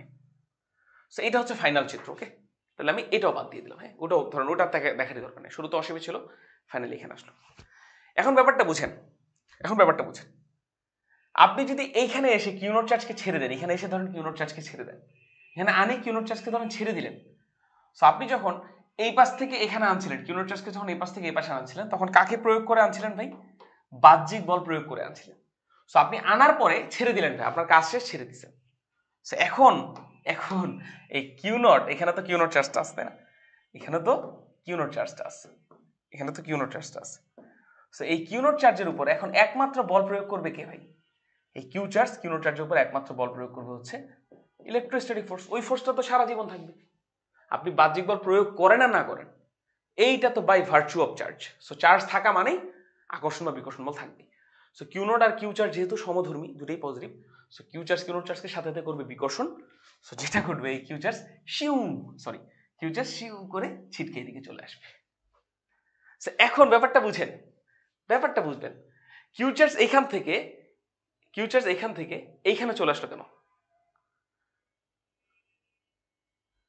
ব্যাপারটা বুঝবেন। কিউ চার্জ এখান থেকে এখানে আসলো কেন? আগে ছিল এইখানে, পরবর্তীতে এইখানে কেন আসলো? দেখেন কিউ চার্জ আগে ছিল এইখানে কিউ নট চার্জ, পরে আসলো এইখানে কেন? কারণ এই কিউ নট চার্জকে বিকর্ষণ বল প্রয়োগ করেছে, এই যে এইদিকে বিকর্ষণ বল প্রয়োগ করেছে। বোঝা কি গেল ভাই বিষয়টা? বিকর্ষণ বল প্রয়োগ করেছে, যার কারণে কিউ নট চার্জটা ছিটকে এইদিকে চলে আসলো। এবং দেখেন ভাই, কিউ নট চার্জটা শুরুতে কই ছিল ভাই? শুরুতে ছিল তো অসীমে, শুরুতেও তো ছিল অসীমে, অসীম থেকেই তো আমরা তাকে ধীরে ধীরে ধীরে ধীরে পি বিন্দুতে এনেছিলাম। এবং এখানে ছেড়ে দিলে আবার সে কোথায় চলে যাচ্ছে? আবার চলে যাচ্ছে অসীমে, তার মানে আবার আগের জায়গায় চলে যাচ্ছে। এখন কোনো বস্তু যেখানে ছিল কোনো জায়গায় উঠালাম, আবার আগের জায়গায় ফিরে আসছে, আবার আগের জায়গায় ফিরে আসছে, এটা মানে কি? বস্তুর মধ্যে নিশ্চয়ই বিভব শক্তি জমা হয়েছে, বস্তুর মধ্যে নিশ্চয়ই বিভব শক্তি জমা হয়েছে। সেই কারণে কিউ নট চার্জ এখান থেকে ছিটকে আবার আগের জায়গায় চলে যাচ্ছে। সেখান থেকে আমরা ধারণা পাই নিশ্চয়ই এই কিউ নট চার্জের উপর একটা বিভব শক্তি জমা হয়েছে, পি বা পোটেনশিয়াল এনার্জি জমা হয়েছে। সেই এটা পি বলতে বোঝাচ্ছে পোটেনশিয়াল এনার্জি, পিই বিভব শক্তি। ওকে, সো বিভব শক্তি কিভাবে জমা হলো আসেন এই ভিতরে সায়েন্সটা বোঝার চেষ্টা করি। বিভব শক্তি জমা হলো, রিজনটা হচ্ছে দেখেন, আপনি বাহ্যিক বল প্রয়োগ করেছেন কার বিরুদ্ধে? বাহ্যিক বল কার বিরুদ্ধে প্রয়োগ হয়েছে? সংরক্ষণশীল বলের বিরুদ্ধে। আর সংরক্ষণশীল বলের বিরুদ্ধে যতটুকু কাজ করা হয় পুরোটাই বস্তুর মধ্যে কি হিসাবে জমা হয়? বিভব শক্তি হিসাবে জমা হয়। এই জায়গাটাতে একটা দেখেন, আপনি বাহ্যিক বল দ্বারা যতটুকু কাজ করবেন, ওয়ার্ক ডান বা এক্সটার্নাল ফোর্স যতটুকু কাজ করবেন, পুরোটাই বস্তুর মধ্যে কি হিসাবে জমা হবে ভাই? পোটেনশিয়াল এনার্জি হিসাবে জমা হবে। এই জিনিসটা কি আমরা জানি? এই জিনিসটা আমরা জানি না ভাই? বলুন, এটা তো আপনারা জানেন। যতটুকু বাহ্যিক বল দ্বারা কাজ করেন পুরোটাই বস্তুর মধ্যে বিভব শক্তি হিসেবে জমা হবে। কখন? যখন বাহ্যিক বল সংরক্ষণশীল বলের বিরুদ্ধে কাজ করবে। বুঝেছি। এবং বাহ্যিক বল সংরক্ষণশীল বলের বিরুদ্ধে কাজ করেছে, এই কারণে বিভব শক্তি জমা হয়েছে। সো এইখানে যেটা বাহ্যিক বল দ্বারা কৃত কাজ, এই জায়গাটাতে আমি কি এখন একটু রিপ্লেস করতে পারি ভাই? এই জায়গাটা থেকে আমি এখন একটু রিপ্লেস করতে পারি। এটাকে আমি কপি করলাম, ওকে, এটাকে নিচে লিখলাম। সো যেখানে বাহ্যিক বল দ্বারা কৃত কাজ আছে, এই জায়গাটা আমি সুনিপুণভাবে মিশিয়ে এখানে কি আমি এখন পি লিখে দিতে পারি। পি বলতে বোঝাচ্ছে কিন্তু পোটেনশিয়াল এনার্জি, ঠিক আছে? পিই বা শুধু পি লিখছি, ওকে, শুধু পি লিখছি, শুধু পি লিখছি। দেখেন পি লিখতে পারি, P by Q nought, P by Q nought. অথবা এই জিনিসটাকে আবার কপি করছি, দেখেন। সো ধরেন, অথবা আমি কি যে পি এর জায়গায় আমি বাংলা লিখে দিলাম, পি এর জায়গায় কি লিখতে পারি ভাই? বিভব শক্তি, বিভব শক্তি। সো যে কোনো পয়েন্টে পোটেনশিয়াল, পি পয়েন্টে পোটেনশিয়াল মানে কি? কিউ নট চার্জে কতটুকু বিভব শক্তি আছে, কিউ নট চার্জে কতটুকু বিভব শক্তি আছে, কিউ নট চার্জে কতটুকু বিভব শক্তি আছে। এই যে কিউ নট চার্জকে এখান থেকে যে এখানে আনলাম, এই যে দেখেন, কিউ নট চার্জকে ওইখান থেকে যে এখানে আনলাম, কিউ নট চার্জে একটা বিভব শক্তি জমা হয়েছে না? এটা প্রমাণ কিভাবে পেলাম? কিউ নট চার্জকে ছেড়ে দিলে আবার আগের জায়গায় ছিটকে যাচ্ছে, আবার আগের জায়গায় ছিটকে যাচ্ছে কেন? কারণ নিশ্চয়ই তার মধ্যে বিভব শক্তি জমা হয়েছিল বলে। বিভব শক্তি জমা হলো কেন? কারণ সংরক্ষণশীল বলের বিরুদ্ধে কাজ করেছিলাম বলে। আশা করি সব কিছু আপনারা ভাই ক্রিস্টাল ক্লিয়ার হচ্ছে আপনাদের, আশা করছি সবকিছু বুঝা গেল। সো এখন মোট কথা যেটা ভাই, মোট কথা যেটা, সেটা হচ্ছে, মোট কথা যেটা, ধরেন কোন একটা চার্জ কিউ, এই চার্জ থেকে কিছু দূরে, ধরেন এইটা একটা পয়েন্ট, এই পয়েন্টে বিভব কত? ভি কত? ভি হবে ভাই, এই চার্জে আমি যদি বাইরে থেকে অসীম থেকে যদি একটা কিউ নট চার্জ এখান থেকে এখানে আনি, ধরেন এখান থেকে এখানে একটা কিউ নট চার্জ আনে রাখলাম, তাহলে এই কিউ নট চার্জে যতটুকু বিভব শক্তি জমা হবে, কিউ নট চার্জে যতটুকু বিভব শক্তি জমা হবে divide by Q nought charge. বুঝা গেল? কিউ নট চার্জে কতটুকু বিভব শক্তি জমা হবে divide by Q nought charge. এটাই হচ্ছে যে কোনো পয়েন্টে বিভবের সূত্র। বুঝলাম বিষয়টা? বিভব শক্তি বাই কিউ নট মানে হচ্ছে বিভবের সূত্র। বুঝেছি? আশা করছি বুঝেছেন। তো বিভব শক্তি জিনিসটা এখন আপনারা ফিল করতে পারার কথা। এবার আমি এই প্রশ্নটারই উত্তর দিব আপনাদেরকে, যে রোদ চলে কিভাবে? রোদ তো চলছে, কিন্তু কিভাবে চলছে? সায়েন্সটা কি ভিতরে? আসুন এটাই আপনাদেরকে এবার উত্তর দিই।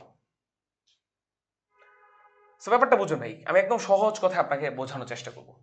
ভিতরে আরো এই যে সেলের ভিতরেও কিন্তু কেমিস্ট্রি আছে, এটা আবার আপনাদেরকে ফেলুদা বুঝাবে, আরিফ ভাই বুঝাবে যে সেল কেমিস্ট্রিটা কি ভাই, ব্যাটারি বা কোষের ভিতরে কেমিস্ট্রিটা কি, কিভাবে ইলেকট্রনকে শক্তি দেওয়া হয়, সেটা ভাই বুঝাবে না। আমিও আছি, আমিও বুঝাবো ইনশাল্লাহ পরবর্তীতে, আর একটু বড় ক্লাসে ওঠেন। তো এই যে এখানে সেল আছে, দেখেন এটা একটা কোষ বা ব্যাটারি, এখান থেকে কি উৎপন্ন হয় ভাই? তড়িৎ প্রবাহ উৎপন্ন হয়। তড়িৎ প্রবাহ যদি এই দিক দিয়ে উৎপন্ন হয় তাহলে আমরা বলতে পারি যে এই পাশ দিয়ে কিউ পরিমাণ চার্জ উৎপন্ন হয়, তাই না? চার্জ উৎপন্ন হয়, তাই না? তড়িৎ এই পাশে যাওয়া মানে তো ইলেকট্রনের প্রবাহ এই পাশে। সো ইলেকট্রনের প্রবাহ এই পাশ থেকে এই পাশে যায়, এই পাশ থেকে এই পাশে যায়, আবার এই পাশ থেকে এই পাশে যায়, এই পাশ থেকে এই পাশে আসে। এই যে তড়িৎ প্রবাহ, কিউ চার্জের পরিমাণ কমলো না। কিউ চার্জের পরিমাণ কি কমেছে ভাই? নাম্বার অফ ইলেকট্রনের পরিমাণ কি কমেছে? না। এই জন্য তড়িৎ প্রবাহ আই এর মানটা সব জায়গায় সেম। এখানেও আই হলে এখানেও আই, এখানেও আই, এখানেও আই। সো মোট কথা যতটুকু ইলেকট্রন বের হবে ততটুকু ইলেকট্রন, ও সরি আই এর ডিরেকশন তো উল্টা, সরি সরি সরি ভুল করবেন। সো এই যে দেখেন, দ্যাট মিনস যতটুকু আই এই পাশ দিয়ে বের হবে ওই অতটুকু আই এই পাশ দিয়েও যাবে, অতটুকু আই তড়িৎ প্রবাহ এই পাশ দিয়েও যাবে, অতটুকু আই এই পাশ দিয়েও আসবে। সো মোট কথা ব্যাটারি থেকে যতটুকু তড়িৎ প্রবাহ উৎপন্ন হবে ঠিক ততটুকু তড়িৎ প্রবাহ ব্যাটারিতে ফেরত আসবে। এটি কমন সেন্স। আচ্ছা, এখন আপনাদের প্রশ্ন আসতে পারে যে ভাই রোধ হিসাবে মেইনলি থাকে ফ্যান বা লাইট, তাহলে ফ্যান বা লাইট চললো কিভাবে? পুরো যতটুকু কারেন্ট ঢুকলো ততটুকু কারেন্ট বের হলো, তাহলে চললো কিভাবে? এখানেই আছে ঘটনা। ঘটনাটা হচ্ছে ভাই এই ব্যাটারির কাজটা কি আপনারা এইটাই লক্ষ্য করেন নাই। ব্যাটারি বা সেলের কাজ হচ্ছে ইলেকট্রনের যে প্রবাহটা আছে না ভাই, এই প্রবাহটা চলমান রাখা এবং ইলেকট্রনকে শক্তি প্রোভাইড করা, ইলেকট্রনকে খাওয়ানো, শক্তি খাওয়ানো। আমরা যেমন খাবার খাই, আমাদের খাবার ছোটবেলায় তো বাবা মার পক্ষ থেকে তো আমাদের এগুলো আমাদের জন্য এইসব জিনিস রাখা হয়। সো এই যে ইলেকট্রন বা চার্জের বাবা মা হচ্ছে সেল বা ব্যাটারি। সো সেল করে কি, যখন চার্জ পাঠায় তখন তাকে এমনি পাঠায় না। ধরেন এটা একটা বাচ্চা বাহিরে যাচ্ছে কোনো একটা কাজে, সো তাকে কিছু ধরেন টাকা দিয়ে পাঠায়। সো ধরেন সে টাকা নিয়ে গেল, এটা ধরেন বাজার, কোনো কিছু একটা কিছু করা লাগবে, এখানে টাকাটা খরচ করলো, আবার বাবা মার কাছে আসে, বাবা মা আবার তাকে টাকা দেয়, আবার সে টাকা নিয়ে যায় বাজারে খরচ করে, আবার বাবা মার কাছে আসে, বাবা মা আবার টাকা দেয়, সে টাকা নিয়ে যায় এখানে খরচ করে, আবার সে ফিরত আসে। বোঝা গেল? সেটা ধরেন আমাদের কোর্স, আপনি বাবা মার কাছে টাকা নেবেন, নিয়ে যাবেন, এখানে আপনাকে আলোকিত করা হবে। এটা যদি রোদ হিসেবে লাইট থাকে তাহলে আপনাকে আলোকিত করা হবে, আপনি পরিবেশকে আলোকিত হতে দেখবেন, আপনার দ্বারা পরিবেশ আলোকিত হবে, আপনার টাকাটা পুরোটাই কাজে লাগলো। সো আপনি আবার বাবা মার কাছে আসবেন, পরবর্তীতে এইচএসসিতে উঠবেন, আবার আলোকিত হতে আসবেন, এখানে কিছুটা আপনার এনার্জি খরচ হবে, টাকা পয়সা খরচ হবে, আবার বাবা মার কাছে আসবেন, আবার আলোকিত হবে। এই হচ্ছে এটা সাইকেলস, কন্টিনিউয়াস। সো যেটা বললাম এটা আসলে এবার আপনাকে বুঝাই। সো ব্যাপারটা বুঝবেন, যখন সেল এই যে চার্জটাকে পাঠায়, এই যে কিউ চার্জটাকে পাঠায়, একা পাঠায় না ভাই, সে করে কি কিউ চার্জকে কিছু পরিমাণ এনার্জি দিয়ে পাঠায়। কতটুকু এনার্জি দেয় ভাই? ধরে নিচ্ছি এনার্জির পরিমাণ হচ্ছে পি, মানে বিভব শক্তি, ধরে নেন পি পরিমাণ এনার্জি দিয়ে পাঠায়। সো বিভব শক্তি ডিভাইড বাই কিউ, কিউ এর কাছে যতটুকু বিভব শক্তি থাকে, কিউ এর কাছে যতটুকু বিভব শক্তি থাকে, কিউ এর কাছে যতটুকু বিভব শক্তি থাকে সেটা কি বলে কি? পোটেনশিয়াল না? কিউ এর কাছে যতটুকু বিভব শক্তি থাকে সেটা কি বলে কি? পোটেনশিয়াল না? বুঝেছেন জিনিসটা নিশ্চয়ই? এটা নিশ্চয়ই বুঝেছেন। সো আমরা এই পোটেনশিয়ালটাকে তড়িৎ প্রবাহের দিকের সাথে মিলিয়েই বুঝবো, কারণ তড়িৎ প্রবাহের দিকের সাথেই সবকিছু, আমাদের সব পড়াশোনা সবকিছু তড়িৎ প্রবাহের দিকের সাথেই যেহেতু মিল রেখে সবকিছু করা হয়, ইলেকট্রনের ফ্লোটার দিকটা আমরা কনসিডার না করে আসলে তড়িৎ প্রবাহের দিকটাকে আমরা কনসিডার করি। সো এই চিত্রটাকেই আমি কপি করলাম, তাহলে তড়িৎ প্রবাহের দিকের সাথে না ভাই বেশি মিলে, এই জন্যই তড়িৎ প্রবাহের দিকটা দিয়ে করলাম। আসেন তারা,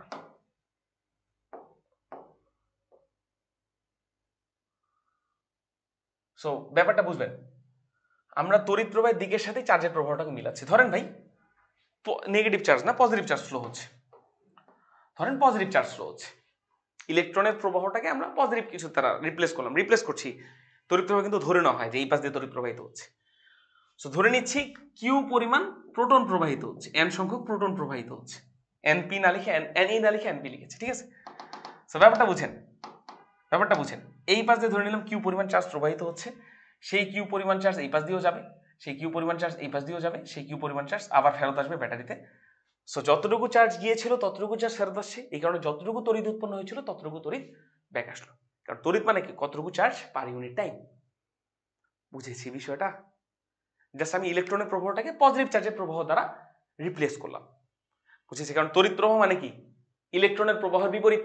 সো ধরে নেওয়া যায় তড়িৎ প্রবাহ মানে কি এই পাশে কোনো পজিটিভ চার্জের প্রবাহ হচ্ছে, যেটা কিন্তু কাল্পনিক ধরে নেওয়া হচ্ছে। সো আপনাদেরকে ধরে নিয়েই বোঝা লাগবে আমাদের সাথে, আমাদের পড়াশোনার সাথে সবকিছু মিলার জন্য। সো এখন যে সেল যে কাজটা করে ভাই, সেল যে কাজটা করে সেটা হচ্ছে, সে তো বাবা মা, সে তো এই চার্জকে একা পাঠাবে না, চার্জকে কিছু পরিমাণ এনার্জি দিয়ে পাঠায়। সো সেই এনার্জিটা ধরে নিলাম পি, কিছু পরিমাণ এনার্জি দিয়ে পাঠায়, সেই এনার্জিটার মান হচ্ছে পি। কিউ চার্জের কাছে পি পরিমাণ এনার্জি আছে, কিউ চার্জের কাছে পি পরিমাণ বিভব শক্তি আছে। দেখেন কোন কিউ নট চার্জের কাছে কিছু পরিমাণ বিভব শক্তি আছে, কিউ নট চার্জের কাছে কিছু পরিমাণ বিভব শক্তি আছে। এটা মানে কি যে কোনো বিন্দুতে, এই যে এই বিন্দুতে বিভব না, যে কোনো বিন্দুতে বিভব মানে কি কিছু চার্জের কাছে কতটুকু বিভব শক্তি আছে, ব্যাপারটা বুঝবেন। বিভব শক্তি মানে কি, পি মানে এই যে দেখেন P divide by Q nought, P divide by Q nought মানে পি পয়েন্টে পোটেনশিয়াল, বুঝা গেল। পি বিন্দুতে বিভব মানে কি কিউ নট চার্জের কাছে কতটুকু বিভব শক্তি আছে, সেই সায়েন্সটা এখানে ইউজ হবে, বুঝা গেল। সো আসেন দেখাচ্ছি আপনাদেরকে। সো পি পরিমাণ বিভব শক্তি আছে কিউ চার্জের কাছে, এই পি ডিভাইডেড বাই কিউ, এইটা মানে কি পি ডিভাইড বাই কিউ মানে কি এই দিকে যে কোনো পয়েন্টে বিভব, সো এই বিভবটাকে ধরে নিচ্ছি আমরা ভি, বুঝা গেল। যে কোনো পয়েন্টে বিভব সেটাকে আমরা ধরে নিচ্ছি ভি। সো এই পুরো রাস্তায় কোনো রোধ নাই, পুরো রাস্তায় কোনো রোধ নাই, পুরো রাস্তায় কোনো রোধ নাই, সো কোনো শক্তির খরচও নাই, শক্তির খরচ নাই। সো কিউ চার্জ পি পরিমাণ শক্তি নিয়ে বের হয়েছিল, রাস্তায় কোথাও কোনো খরচ করে নাই, পি পরিমাণ শক্তি অবশিষ্ট আছে। তাহলে এইখানে এইদিকে যে কোনো পয়েন্টে যত বিভব, ধরেন এই পয়েন্টে বিভব হচ্ছে ভি, এই পয়েন্টে বা এই পয়েন্টে বিভব এসে ভি থাকবে, কারণ কি শক্তির তো খরচ হচ্ছে না, পি শক্তি পি থাকতেছে। কিন্তু যখন এই রোধটা পার হইলো, রোধ করে কি জানেন, কিছু পরিমাণ শক্তি খেয়ে ফেলে। রোধ ইলেকট্রন খায় না, ইলেকট্রনের কাছ থেকে শক্তি খায় বা চার্জের কাছ থেকে শক্তি খায়। সো সে কিছু পরিমাণ শক্তি খেয়ে ফেললো, এখন আর শক্তি ভাই পি নাই, শক্তি কমে হয়ে গেল পি প্রাইম। এই পুরো রাস্তা আর কোনো শক্তি কমে না, এখানে এসে শক্তি কমে হয়ে গেল কত জানেন, পি প্রাইম। এবার আপনি বিভব শক্তি আর পোটেনশিয়াল জিনিসটা আশা করি ভালো মতো বুঝতে পেরেছেন। এখন দেখেন ভাই, এইবার দেখেন, এই পয়েন্টে শক্তি কতটুকু ছিল ভাই, পি, পি পরিমাণ শক্তি কিউ চার্জের কাছে আছে, তার মানে এই দিকে যে কোনো পয়েন্টের পোটেনশিয়াল হচ্ছে ভি। এই জায়গাটাতে কিউ চার্জের কাছে পি পরিমাণ শক্তি আছে, তার মানে এখানেও পোটেনশিয়াল কত ভাই, ভি থাকবে। এই পাশে পার হওয়ার পর, রোধটা পার হওয়ার পর, রোধ তো কিছু পরিমাণ শক্তি খেয়ে ফেলেছে, তাহলে শক্তি কমে পি থেকে হয়ে গেল কি পি প্রাইম। তাহলে P prime by Q, P prime by Q, এটা মানে কি লেখা যায় ভাই বলেন, ভি প্রাইম লেখা যায়। তার মানে এই দিকে যে কোনো পয়েন্টে, এইদিকে ধরেন এই পয়েন্ট নেন আর এই পয়েন্ট নেন, সব পয়েন্টে কি বিভব কিছুটা কমে গিয়েছে। এই যে দেখেন বিভবের পতন হয় না, ভোল্টেজ ড্রপ বলে না, কেন হয়, কারণ কিছু পরিমাণ শক্তি রোধ খেয়ে ফেলে। এই জন্য দেখেন এখান থেকে এই পাশে ভোল্টেজ ড্রপ হয়েছে। তো সেই ভোল্টেজ এখানেও আছে, এখানেও দেখেন, এই জায়গাটাতেও আপনি দেখেন, এই জায়গাটাতেও আপনি দেখেন যে পি পরিমাণ চার্জ, মানে কিউ চার্জের কাছে পি নট পরিমাণ শক্তি আছে, P nought divide by Q, এটা মানে কি যে কোনো পয়েন্টে পোটেনশিয়াল, সেটাকে ভি প্রাইম লেখা যায়, P prime divide by Q is equal to V prime. বুঝা গেল। তাহলে সেলের কাজ কি ভাই, ইলেকট্রনকে শক্তি, মানে চার্জ দিয়ে বেশি বুঝবেন, বেশি ভালো, মানে দিকটা খুব ভালো মতো মিলে, এই কারণে চার্জ দিয়ে বোঝাচ্ছি, ইলেকট্রন দিয়ে বলছি না আপাতত। কিউ মানে পজিটিভ চার্জের ফ্লো ধরেন। সো সেল করে কি ভাই, পজিটিভ চার্জের ফ্লোতে শক্তি দেয়, মানে কিউ হচ্ছে ভাই বাচ্চা কাচ্চা, সেল হচ্ছে মা, বাবা মা। সেই বাচ্চা কাচ্চাকে টাকা পয়সা দিয়ে পাঠায়, সে এসে আমাদের এখানে আলোকিত হয়, সেই টাকা খরচ করে আলোকিত করে পৃথিবীকে, এবং আবার বাবা মার কাছে ফিরে আসে কম টাকা পয়সা নিয়ে। একটা বেশি টাকা পয়সা নিয়ে এসেছিল, সব টাকা পয়সা তো এখানে খরচ হয় না, আমরা তো কম টাকা দিয়ে কোর্সটা করিয়ে দিচ্ছি। সেই যে কিছু শক্তি স্টিল অবশিষ্ট থাকছে, আবার ব্যাক আসছে। আশা করি এবার আপনি প্রশ্নের উত্তরটা পেয়েছেন, যে কেন এই পাশ থেকে এই পাশে তড়িৎ প্রবাহ কমে না, কিন্তু স্টিল রোদ বা ফ্যান লাইট ফাংশন করে। কি দিয়ে ফাংশন করে ভাই, সেটা হচ্ছে বিভব দিয়ে। সো বিভব কি জিনিস, বিভব শক্তি কি জিনিস, সংরক্ষণশীল বল কি জিনিস, এগুলো অনেক কিছু সম্পর্কে একটা মার্জড করা কনসেপ্ট দিয়েছি। কেমন লাগলো ক্লাসটা আমাকে ডেফিনেটলি জানাবেন। বিশাল একটা লেংদি ক্লাস হলো, আমি ভাবিনি এতক্ষণ লাগবে, বাট অবশ্যই যেই ক্লাসে যতটুকু টাইম দরকার ততটুকু টাইম আমরা দেওয়ার চেষ্টা করি। তো এই রিয়াকশনটা আপনাদের হয়েছে কিনা অবশ্যই জানাবেন, ধীরে ধীরে বুঝে বুঝে ক্লাসটি করবেন। একটু আপার লেভেলের কনসেপ্ট দিয়েছি আপনাদের লেভেল অনুযায়ী, বাট অবশ্যই সায়েন্স পড়তে গেলে ভাই ভিতরের সবকিছু বুঝে শুনেই পড়া উচিত। এই তো আজকের ক্লাস ভাই এই পর্যন্তই। এতক্ষণ সাথে থাকার জন্য অসংখ্য ধন্যবাদ। সবাই খুব ভালো থাকবেন, সুস্থ থাকবেন। আসসালামু আলাইকুম।